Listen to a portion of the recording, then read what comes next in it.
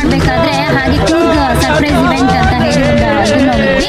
So ತುಂಬಾ ಖುಷಿ ಆಯಿತು. ಯಾಕೆಂತ ಹೇಳಿದ್ರೆ ನನ್ನ ಮಗನ ಬರ್ತ್ಡೇ ನಿಯರ್ ಬರ್ತಾ ಇದೆ ಅಂತ ಹೇಳಿ ಅವ್ರಿಗೆ ನಾವು ಕಾಂಟ್ಯಾಕ್ಟ್ ಮಾಡಿದ್ವಿ. ಅದು ತುಂಬಾ ಖುಷಿ ಆಯಿತು.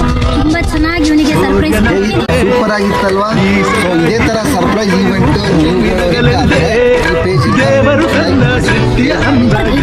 ಫಾಲೋ ಮಾಡಿ.